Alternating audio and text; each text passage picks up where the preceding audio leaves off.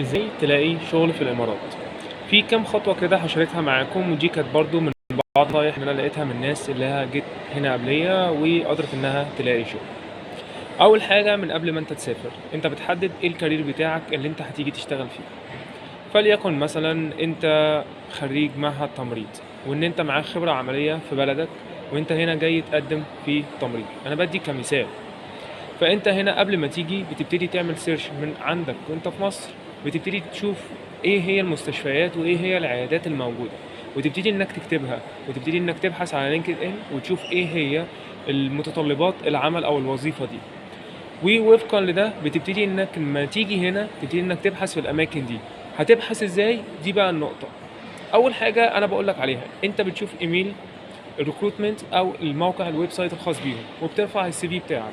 وطبعا لازم تتعلم ازاي تعمل سي في از بير اي تي اس. خلي بالك، هنا في حد من زمايلي كان بيقدم في مكان ما، وكان السي في بتاعه مش اي تي اس وكده، لكن يعني الريكروتمنت ما خدهوش. فقال له ليه؟ قال له عشان انت حاطط لي حاجات كتيره قوي وملوني في السي في، وانا مش لا مش ده مش محتاجينه. اللي بيختارك هو في تولة احنا بنستخدمها، واسبير دوت بتدينا سكور، فاحنا بنلاقي اعلى ناس وبناخدهم. يبقى اول حاجه انت بتبحث عن الويب سايت، او انك بتقدم على الويب سايت بتاعهم اللي هو كارير مثلا. فليكن مستشفى مثلا ما، زي مستشفى الصحه النفسيه هنا في دبي، فبتدخل على قسم كارير. بعد ما تدخل على كارير بتعمل ابلود للسي في بتاعك.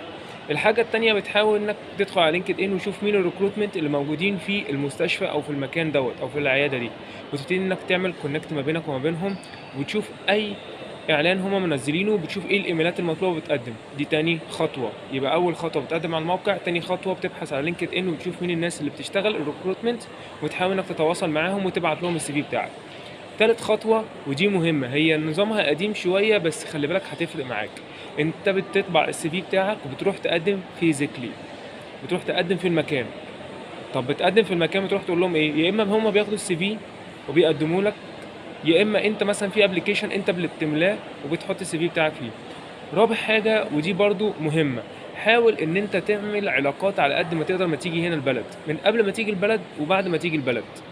طول ما انت بتدور وبتسعى وبتبتدي تتعرف على ده، انت ممكن تتعرف على ناس وانت في السوبر ماركت، ممكن تتعرف على ناس وانت في المترو، ممكن تتعرف على ناس وانت بتقدم، ممكن تروح تقدم في انترفيو تلاقي في ناس تانية اتعرفت عليها وبالصدفه ده قال لك طب ما تيجي معايا، ده في الشغلانه الفلانيه، ده في المكان الفلاني، ده ووك ان. ممكن يكون لك نصيب.